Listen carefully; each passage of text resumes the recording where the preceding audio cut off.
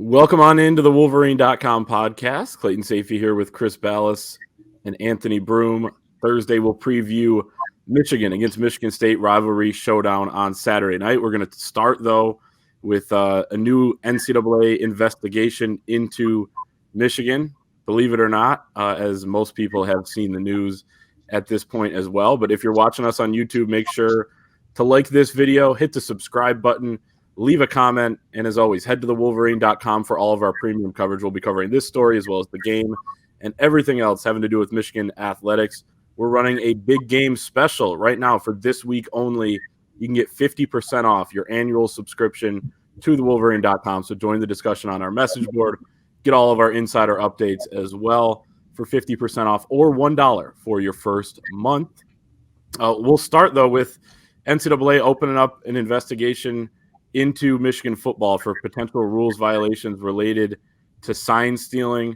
That coming also with them informing the Big Ten on, I believe, today. And this, bylaw 1161 is kind of the one. Off-campus, in-person scouting of future opponents in the same season is prohibited. Yahoo Sports says the issue, according to sources, is whether Michigan used unnamed individuals to attend games of both scheduled opponents and possible college football playoff opponents in an effort to gather information on the signs they used to call both offensive and defensive plays. The Athletic says the league claims that Michigan, as one source with knowledge of the allegation said, is using a vast network to steal opponents or opposing teams' signs. The league told Michigan State it had reviewed film that shows clearly knowing what play an opposing team is going to run before the play occurs. Not sure how that's possible that it's clear on film there. Obviously, some speculation on their part, but sign stealing not prohibited by the NCAA unless a team intercepts in-game electronic communication. Fellas, we're covering another NCAA investigation. 2 in 1 year. It's a record. Yeah, and it's been, we've been doing this since last night. As you guys know, it kind of came to our attention. And it's here's the thing, right? Number one, the burden of proof is on the NCAA that Michigan has been doing this. And it's not about the sign stealing. It's about a third person thing. They're saying that somebody paid somebody to pay somebody to go take film basically at these games and have maybe somebody who you're not affiliated or not on the staff get film of the signals of a different team, which is prohibited by the NCAA. I think a staffer cannot be scouting games, and that's what it is. And actually that rule was changed in 1994 as a cost cutting thing. So it's not like sign stealing per se is illegal. And we see, and somebody wrote about Clemson and how they've been doing it, and it's up to you to make sure that they aren't stealing your signals. Michigan's signals were getting stolen at the end of the 2010s decade regularly, and we saw it. We saw Michigan or Ohio State take advantage of that, in my strong opinion. And basically, you blame the guys that are calling the signals, right? It's like, okay, how about you change your signals, and so that they can't break them, So, however, if you are doing it illegally, then if you say you had somebody there and they have proof that you were filming their sidelines and you had somebody there doing it, then yeah, that is absolutely illegal, and that is a major offense. And the people involved, and speaking to people that we've talked to close to it, would be fired. So if Jim Harbaugh were to have knowledge of that, for example, he'd be gone most likely. And if it were a graduate assistant, he'd be gone. If it were a coach that said, okay, you need to do this, he'd probably be gone. So, but again, they haven't been served as of 206. They have not been served evidence that indeed that is the case. Basically, what they've been told is that, yes, we have credible evidence. Now, are they guessing by looking at plays and saying, hey, they defended that play really well? So that's what they don't know, and that's what nobody knows yet. So, but this is not something that's going to be solved overnight, and it's probably not going to affect this season. It is going to be one of those things that plays out for a while, and then say Michigan were to win a national championship and it were proven in the end, then they'd probably have to take down some banners or something like that. So that's where we are. It's unfortunate that we have this in such a great, the middle of a great season, and who knows how it's going to affect Jim Harbaugh and his tenure here at Michigan. But right now it kind of sucks, fellas. I think I'm just kind of tired of all of it. Again, I mean, for as much as we can cry witch hunt and cry all that, I mean, the fact that twice in 1 year, we hear about these, I won't even say major scandals, just scandals at Michigan. It's disappointing because to me, it takes the conversation away from what you have achieved over the last 2 years. And we know that people have worked so hard to get this thing back on track. And to me, again, obviously there's an investigation taking place that alleges these things are going on. So there is at least some shred of evidence there that would lead them to believe that. But to me, I mean, it seems unlikely, and I said this earlier, that a program that's already being investigated by the NCAA would then knowingly do something like this. And not saying it didn't happen. I think that it would be incredibly stupid, and if it did, and again, sign stealing technically is not illegal. The electronic communication part of it is the in-person scouting part of it is also, but at the same time, it shifts the narrative from, well, Michigan has been, destroying all of these teams to, well, maybe they're cheating to do it, or maybe they're, what all of the low-hanging fruit talking points are now. So for me, it's tiresome. These are why you let investigations play out. The problem with it is that you do have the NCAA, which is a feckless, terribly run organization that has a very clear vendetta. You wonder if those investigations will take place in good faith, but it's, I don't know if it changes anything for Saturday. It doesn't change anything the rest of this year, the way this team handles its business. But, now all of a sudden, if Michigan comes out and maybe it's a little more competitive than expected against a team like Michigan State, then it's going to be, oh, well, looks like they couldn't steal signs anymore, blah, blah, blah, blah. We're going to see and hear all of that. And that sucks. That's annoying. And I don't like that. And I will say that, there's no technically about it. Sign stealing is not illegal. Clemson's been doing it for years, and it's well documented. Frankly, you're not doing your job if you're not trying to steal signs. We've seen it in baseball. It's different, the Astros banging on a drum or something like that, as compared to somebody in the dugout trying to steal somebody's signs. But here's the thing: if it is proven that, and again, it has not been proven. If it is proven that, okay, Michigan had somebody here, and they were recording it, then somebody's going to be in trouble, as they should be. That is a violation. There's no question about it. It doesn't matter if everybody else does it, too. You can't do it, and there's a reason for that rule. Whatever it is, it's and it's laziness, frankly, because you don't need to do it. You could look at the All-22 film, fellas, and zoom in and get the signals from that, that you get every week, from any game, and say, okay, we've got this film and let's break it down, instead of, paying somebody third hand to go ahead and get you some film of their signals. So there's that. Also, it is one of those things where, and I completely agree with you. It sounds like it was Rutgers, by the way. It sounds like it was Greg Schiano who called the Big Ten office. This is what we're hearing, and this is alleged. I don't want to state it as fact, but I'd say I think we pretty much know. I can't say with certainty that he called the Big Ten office. So is what I would say. That is what some are alleging. So that wouldn't be a stunner either, based on his comments at halftime of the game this year, in which his team got beat. So we'll see. But it's interesting. As somebody at Michigan told me, this is, there's no direct link to Jim Harbaugh on this, that he knew anything about it or was involved in it at this point. And, of course, everybody's going to say, and rightfully so, hey, how could he not know? Or, it's his program and he should know. So, no, we are not trying to excuse it or dismiss it. We are saying what we are being told. And that's where things are as of right now.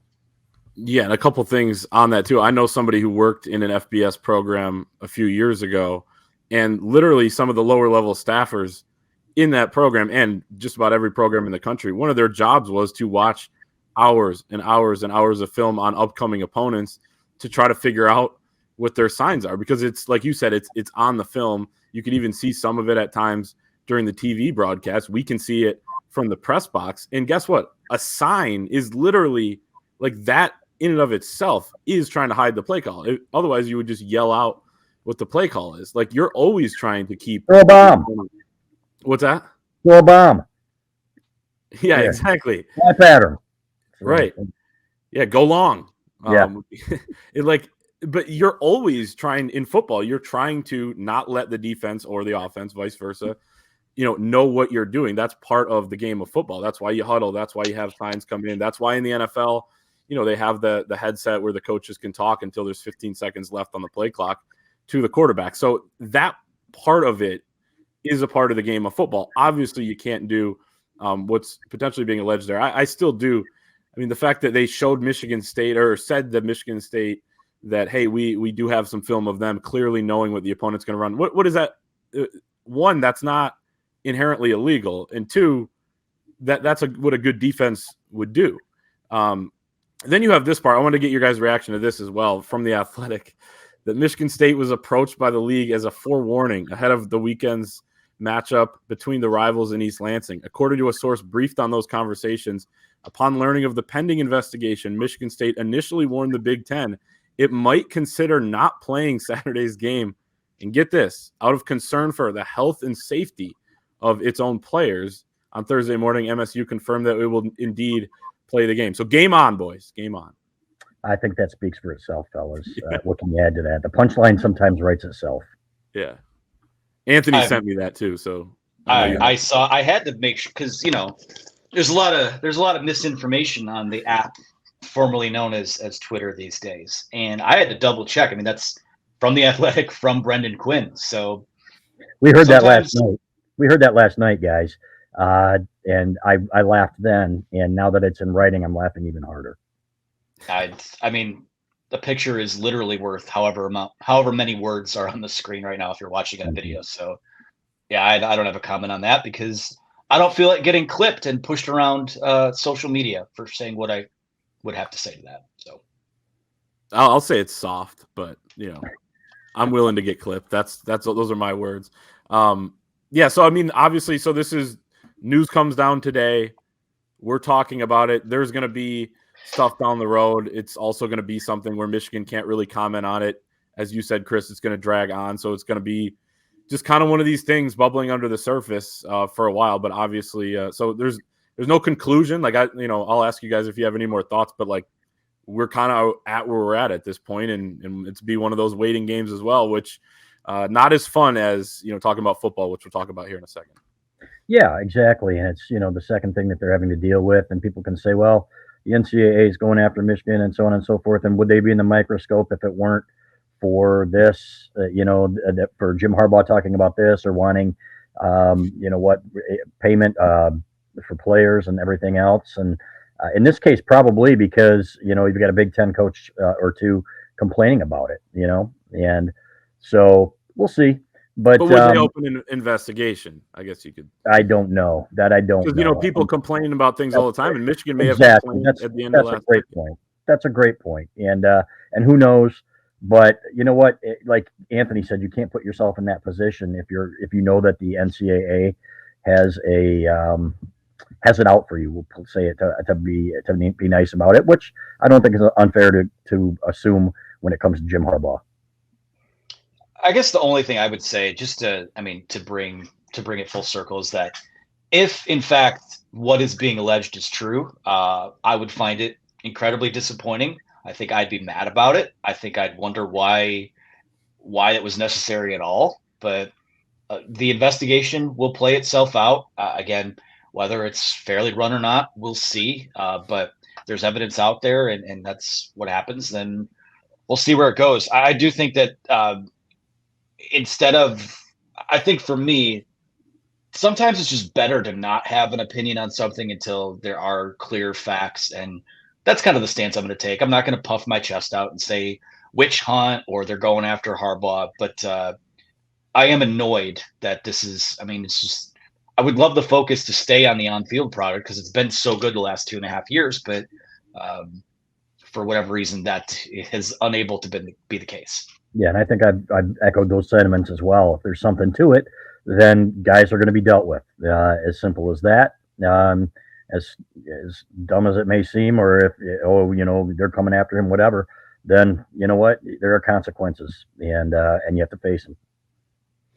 Yeah, no doubt. Let's move on and talk about some football here. We will start with Prize Picks. We want to hear from our great sponsor before we move into Michigan and Michigan State. But football season is here. There's no better way to enjoy the games than by playing daily fantasy with Prize Picks. You pick 2 to 6 players, predict if they will go more or less than their Prize Picks projection. You can win up to 25 times your money on any entry. All first-time users that deposit and use the promo code Wolverine will receive a 100% instant deposit match up to $100. So if you deposit $100, use the promo code Wolverine. Prize Picks will give you another $100. If you deposit $50, Prize Picks will give you $50, and so on. Again, up to $100 there with the promo code Wolverine. I made a couple picks this week sticking with Michigan against Michigan State. I got Roman Wilson, more than 55.5 receiving yards. One of the reasons being, guys, Roman Wilson has played really well on grass during his career. 4 career games on grass, 200 yards, 4 total touchdowns. I'm going with Roman to continue his really stellar season so far. And then Blake Corum, more than 94.5 rushing yards. I feel like if there's a game where they're going to let him run a little bit more, and, you have the bye week coming up as well, and, where you may want to keep the foot on the gas a little bit more. They've taken him out early, in some of these games that really limited his workload. He said he wants a breakout game. I think he's going to get one with more than 94.5 rushing yards. Yeah, I agree with that. I think they're going to let him eat, and they need to. With Donovan Edwards not running the ball as well lately, this is a game where you give Blake Corum 20 to 25 carries. I think he beats it as well. That was my first one. My second one, Drew Aller, over more than 184.5 yards passing against Ohio State. I think they're going to have to open it up a little bit more. I think Ohio State's run defense has been really solid, so for the most part anyway. So I like Aller more than 184.5 yards for Penn State over at Ohio State. I like that one a lot. I'm going with a pair of Big Ten quarterbacks this week. Of course, we'll start with Michigan in its rivalry game against Michigan State. I have J.J. McCarthy at more than 224.5 passing yards. And this is the one that I'm super intrigued once I saw this number. I have Iowa's Deacon Hill at less than 99.5 passing yards. Minnesota, Iowa this weekend is going to be a total shit show. Sorry, I don't know how else to describe that. The over-under currently at – sorry, Prize Picks. The over-under is set at 31 for that game. I don't think there's going to be a heck of a lot of offense in it. So Deacon Hill less than 99.5 passing. That's hilarious. 99.5. I've never seen that. That is so Iowa, right? It is, and they'll probably win. And 9.5. It's kind of almost disrespectful to Deacon Hill, I'll be honest, but we'll see what happens. We're actually going to pick that game later on, but that's the Prize Picks app, or go to prizepicks.com, download the app today, hit up the website, promo code Wolverine, instant deposit match up to $100. So again, promo code Wolverine, Prize Picks app, or prizepicks.com. Michigan going for its 20th straight Big Ten win this weekend in East Lansing. That would break Michigan's school record, consecutive Big Ten victories. Their last Big Ten loss came October 30th, 2021 in East Lansing. Controversial 37-33 loss there. The review game, obviously, everybody knows about how that went down. And we talked about it a little bit on Monday, but I dug into some more of kind of this history as well with the Michigan State series. Since 1969, there have only been 2 games where Michigan has lost to Michigan State. And at the end of that year, you could say that Michigan State had, let's see, what is it? The wording's a little bit confusing, but where Michigan finished with fewer than 3 more wins against Michigan State, or more than 3 or more wins, than Michigan State. Basically to say that Michigan State does upset Michigan. It's happened quite frequently, at different points, including a couple years ago, including in 2020. They were both bad, but usually it's both bad, or they're both good and Michigan State pulls it off. It's very rarely, 95 and 1969, the 2 instances over that span where a bad Michigan State team beats a good Michigan team. And you could even argue about how bad and how good those 2 teams were. Both of those times, first-year head coaches Lloyd Carr and Bo Schembechler, who then rips off how many in a row against Michigan State after kind of learning, all right, we're not going to lose to them again. Right. But your guys' thoughts overall, kind of the rivalry here, Michigan going for 4 out of 6 as well against MSU. Yeah, and then in 95, they had Tony Banks at quarterback who was slinging it. He played in the NFL, so they don't have that. They don't have the NFL back. They don't have the NFL receivers. They don't have the NFL quarterback. It would be a huge disappointment if Michigan were to not win this game comfortably, frankly. So that's where I am. And to me, it's, there's no question that they've been pointing to this game since Tunnelgate last year and what happened there. And no, it was not shenanigans or anything else. It was an assault, and they remember. So you hope that what happened this week isn't a distraction. This is what it is, and you go out and you take care of business. And I think that'll be what they do. I think they will circle the wagons and go out and I think they'll take care of business against the Spartans. They've got to basically take control early, and I think Michigan State will fold. But to their credit, they've been playing hard under Harlan Barnett. Against Iowa, harder than I thought they would, against Rutgers. So I think they'll show up to play. Yeah, the one thing about this Michigan State team that I think has really stood out to me is that, with all the stuff going on with Mel Tucker, like the narrative was that, these guys, the program's done. These guys are going to mail it in. All these guys are going to hit the transfer portal. These games are going to look terrible. And the games, the first couple looked bad, but these guys have played hard. I think for the most part, they've done a nice job of staying together. I think there's only been one or two guys that have hit the portal. There was drama with their NIL and all of this, but they know that this is the only thing. Like right now, this can be momentum for them. This can be something that even if you play hard and you play competitive, like this can be something that carries them into the stretch run when it looks like, they're going to face an uphill battle to get bowl eligible. I don't think they get there at this point, but when you look at this Michigan State team, something that they've always done well historically is play Michigan more difficult than they were expected to. I think we said this stat on Monday as well. Michigan is, I think, 2-12-1 against the spread the last 15 times that these two teams have met. So, and again, it might not matter all that much because it's such a huge number this time around with that 24, I believe 24 and a half points, whatever it is, whatever your sports book of choice is. But you're going to get their best shot. And I wouldn't be surprised if, they scored early like Rutgers and like Indiana were able to. But I don't think, when you look at the recipe to what a Michigan State upset is, it's all of these guys maybe playing the best game that they've played in their lives, and Michigan sort of self-destructing, or JJ McCarthy self-destructing, which we've seen that happen against Bowling Green, but obviously it was still a multi-score win. So for me, I we'll talk about what the game pick is, but I do think that you're going to get this team's best shot. But over the course of 4 quarters, I think it will look a lot like these other games have for Michigan.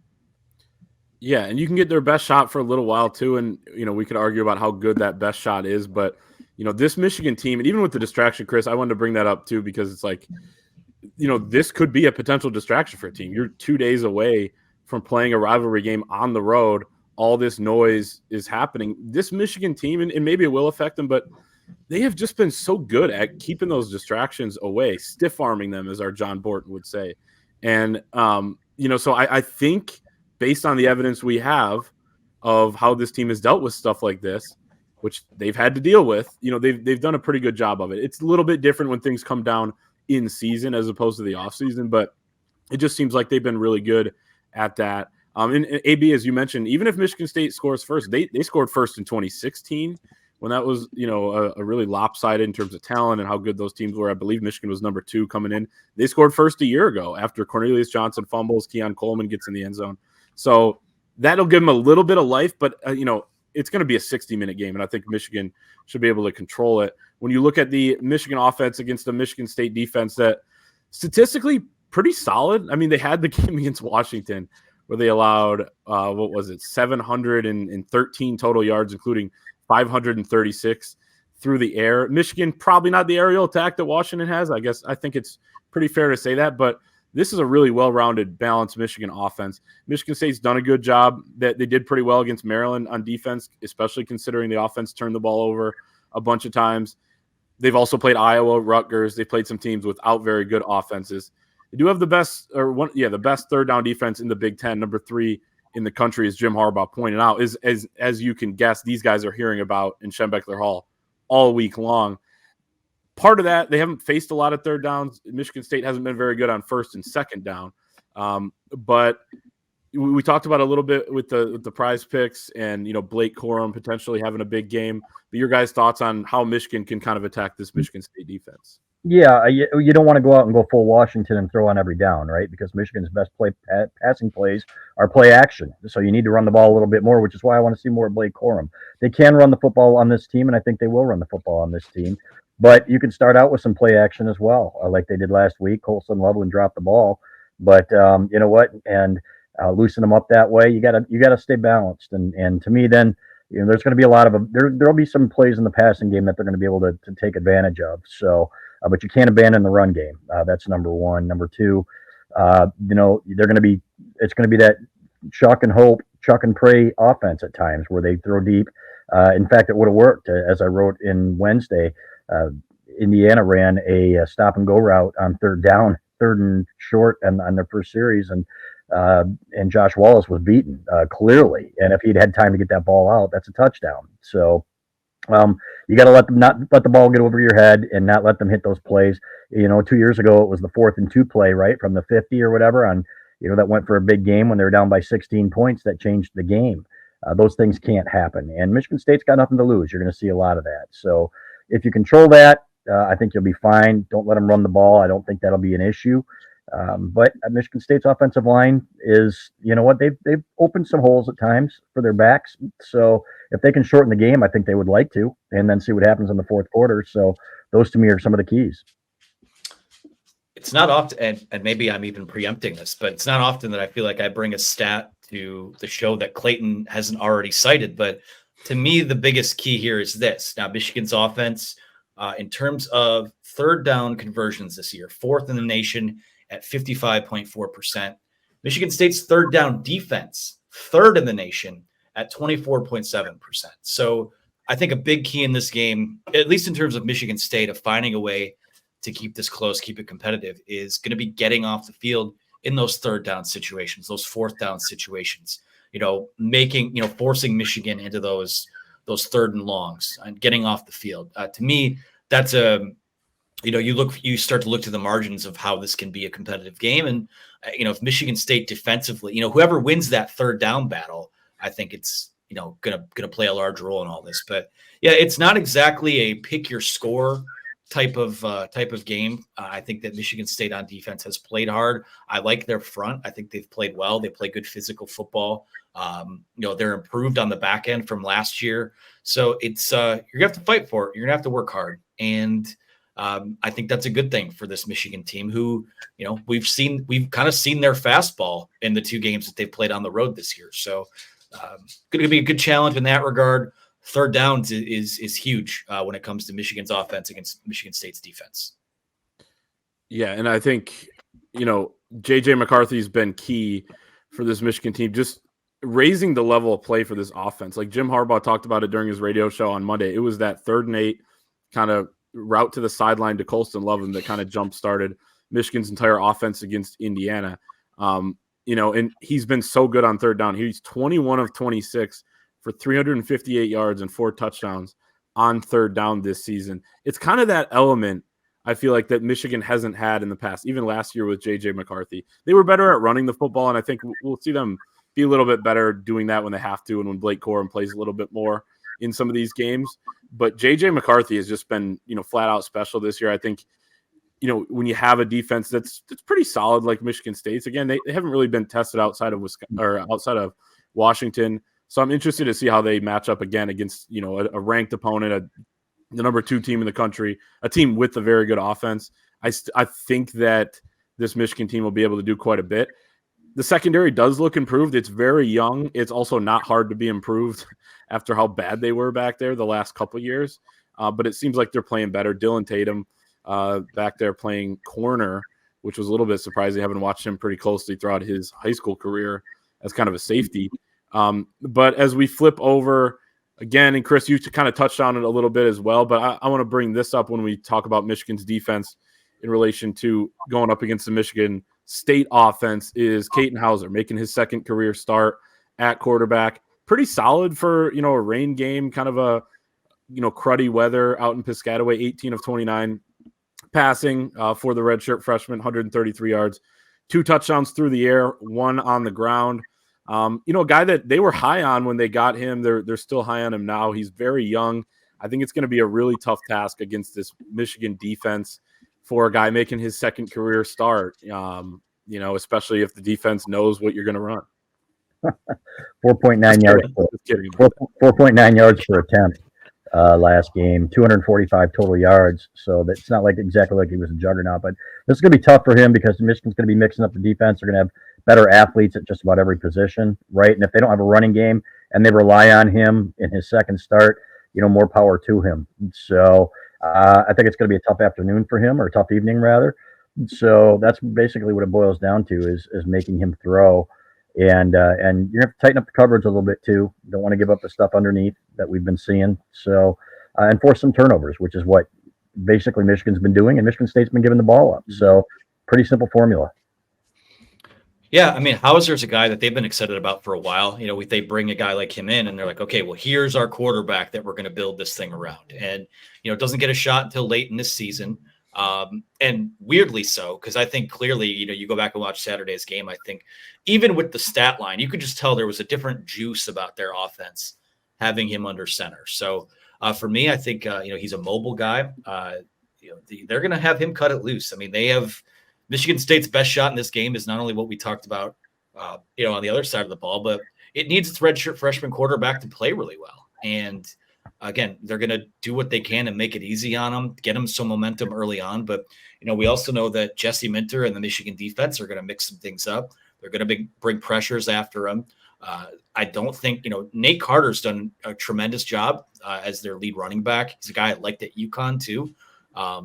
But if they take that run away, they're putting it on his shoulders. And when you look at, I'm not crazy about the skill players they have there. It looks a little bit different last year when you have a Keon Coleman, a Jaden Reed, and some of those guys to chuck those 50-50 balls to. But Malik Carr is a fine player, I guess. But again, you look at their skill guys, and it's, unless that secondary has a really bad day, which is always possible, you knock on wood, of course, but it just feels like, the task is going to be just maybe a little bit too tall for that guy in that situation, especially given that if Michigan fans go raid this place, like they're saying they will on Saturday, there's going to be a lot of noise there to deal with too. So it'll be interesting to see how that works out. Any Michigan fans that need last-minute tickets, go to the Game Time app, promo code Wolverine. Is it $10 or $20 off your first purchase? So $20, and there's lots of them out there, guys, under $100 a piece. Yep. So go grab them. We'll see you before the game. Maybe we'll grab a beer with you before the game. So I think one of the things too, when you're a young quarterback going against this Jesse Minter defense, just the way they disguise things, the way some of it, when it's third down and they've got 8 guys at the line of scrimmage, you don't know who's coming, you don't know who's dropping, you don't know how many are doing what. I think that's really tough for them to deal with. And as you said, Anthony, like Jesse Minter, he knows this is a guy making his second career start. He's going to try to make it as tough on him as possible. And so will just Michigan's talent and its personnel is going to make it tough as well. They don't really have that go-to receiver. That guy's in Tallahassee right now with Keon Coleman. Running back Nate Carter, pretty good UConn transfer. He obviously played at Michigan last year, suffered his season-ending injury at the Big House last year. And he's a guy who wanted to come to Michigan coming out of high school, didn't get it offered, goes to UConn. Now he's going to be playing against the Wolverines for the first time as a Spartan on Saturday night. So we'll kind of see how that all goes as well. Let's get to our predictions for this game. But before we do, we'll talk about our friends over at Rogue Shop. Go check out rogueshop.com. That's ROGUE shop.com. If you have issues sleeping, chronic pain, and or anxiety and stress, when you use promo code The Wolverine, you get 10% off your order. Rogue Shop sells CBD, THC, edibles, tinctures, smokables, bath salts, pain creams, topicals, vapes, candles, soaps, and more. They handcraft all of their topicals, soaps, candles, bath salts, massage oils, and tinctures. They grow all of their own cannabis in their manufacturing facility, and all of their products are made with their own cannabis. Their website also has a 24/7 chat function where customers can ask them anything. Their edibles are custom formulated with cannabis, vitamins, and plant materials. They're America's #1 online dispensary and health and wellness shop. They are a true small business. So go to rogueshop.com. That's ROGUESHOP.com. Use promo code The Wolverine, THE Wolverine, and get 10% off your order. Let's get to our predictions, starting with offensive player of the game in this one. Kind of alluded to it in my prize picks as well, so I'm going to stick with him. I think it's Blake Corum. He really was he was tough for them to stop last year. He didn't break any big runs in that game, but it was just over and over and over. 7 yards here, 6 yards there, 13 yards. He scored a couple touchdowns, one on a rush, one on kind of a little forward pitch as well. And I think it's going to be really tough for this young Michigan State defense, true freshman playing a lot of middle linebacker, freshman at corner, that sort of thing, to get Blake Corum down. So I think we're going to see him have a really nice game. I think it's going to be J.J. McCarthy. I just think you're going to see him with his arm and his feet. I think he's the guy that's probably going to run for over 50 yards in this game, keeping the ball some more than he would. And that is pretty, let's be honest, it's a pretty porous secondary for Michigan State. I think he should be able to throw on them. So that's my pick. Last week, Clayton told me that his brother wished that I would lift the curse from Donovan Edwards. And so I officially would like to say the curse has been lifted. He's found the end zone for the first time. I'm not going to pick him to be offensive player of the game the rest of the year. I guarantee that. It won't come off my lips. So it will come in the form of Colston Loveland this week. All right. Okay. My brother did. So he texted me that during the game last week, and then Donovan scored shortly thereafter. And he said that's partly why he texted it. It was to, reverse jinx it back. So he's taking partial credit for Donovan getting in the end zone, but I'm sure he'll be happy to learn that the curse is lifted. Defensively, defensive player of the game, I got Rod Moore. He had the pick against MSU last year. I think it's kind of part of what we talked about with Jesse Minter's defense being tough to play against, but like guys like Rod Moore from the safety spot, where he can kind of bait you into making a throw. You may think you're seeing one thing, but you're seeing another. He's going to be, kind of that X factor. I think he's going to be around the ball on Saturday. I think you're going to see Chris Jenkins have a big game. I think he's going to break out. And it's funny, everybody says, "Oh, he's not putting up big numbers." You're not supposed to put big numbers from that position, but he's done a great job. I think we're going to see him get some interior pass rush this week. I think he's going to have himself a game. This is the best players in Michigan go to Michigan pick of the year. Will Johnson will be this week's player of the game. Couple pick. Well, I'll say one pick. Okay. Couple's a bold prediction. Couple's a bold prediction. There you go. It's possible. It's possible. Final score. I got 36-6. It depends on how things start, but even then, I think Michigan, like we saw against Indiana, I saw somebody post a screenshot, and it's funny to look back at now, but I think there was 4:36 left in the second quarter. And there's a screenshot of the Michigan sideline, Harbaugh's hands on the knees. It's 7-7 against Indiana. The game ended up 52-7. So, even if you don't start super fast, and that was a really bad start for Michigan, let's be clear about that. I think you can still win pretty big in this game. I just don't see the Michigan State offense being able to put up points. And I think Michigan will put up enough, not a crazy number, but I think they're going to be able to get it done pretty comfortably. I've got Michigan 34-13. I think, they'll, it'll be methodical, just like it has been much of the year. You know what? Start out and wear them down by the fourth quarter. I think they're going to have that game in control. I have Michigan winning 45-9. Well, I'm not used to being the guy with the biggest margin of victory here. I think that Jonathan Kim is arguably one of Michigan State's best players. He's their best Kim. He is their best Kim. That's fact. Has a big leg. I think that they'll put some drives together, and they're going to want to put points on the board, even if it's a couple sad field goals late in the game to avoid a shutout. So, 45-9 Michigan. Yeah, he hit the 58-yarder against Iowa, so they have a good kicker. They do. They did not last year. They were going for those fourth downs against Michigan, and that Michigan defense ate. No man knows the future. Our final segment, we do have a fantastic game. We could argue, do we like night games? Do we not like night games? For us, we got to stay up super late into the night. But one of the benefits is being able to watch basically the entire Penn State at Ohio State game. Ohio State 4.5-point favorite in Columbus, over under 45.5.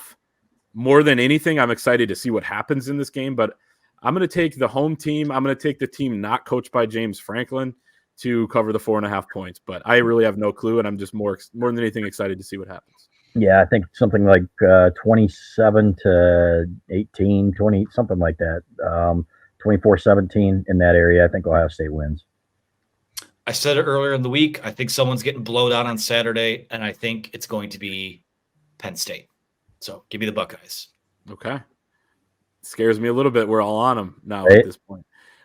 Duke at Florida State. Florida State 14.5-point favorites, over under 49. Duke with a very good defense. This is another one where I'm just, okay, Florida State's number 4. They're a playoff contender. I want to see how they look in this game. I'm gonna go Duke. I just feel like it's their year to be playing all these Titans close and winning some of these games. I don't know if they'll win it, but I think they'll keep it pretty close. I don't think Duke is ready for that on the road against Florida State, a team with better team speed and playmakers. I think Florida State wins this game by more than the 14.5.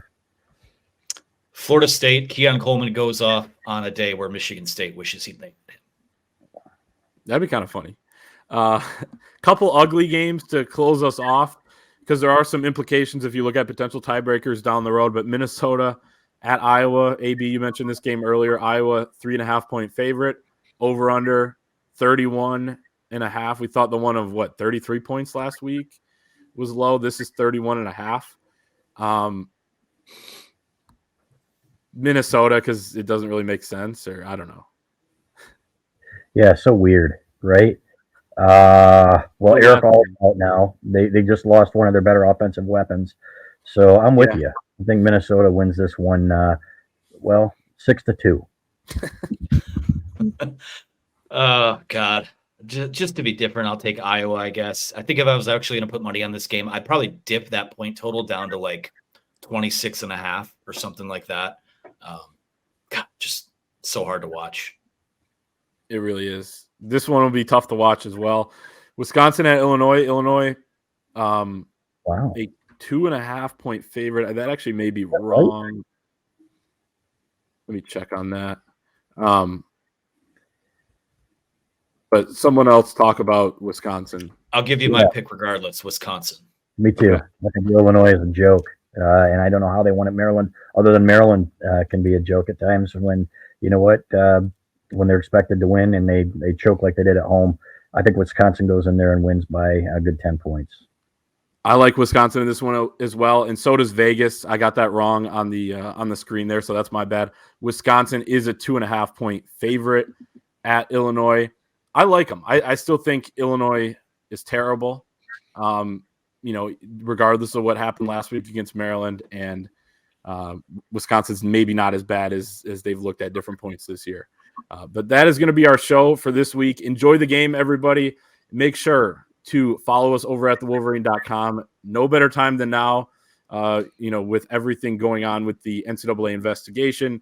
Michigan football still undefeated, rolling along on the field as well. We're running our big game special just through the end of the week, so take advantage right now. 50% off your annual subscription. Also can get your first month for just $1. So try us out. Get over there at thewolverine.com, and we'll see everyone next time.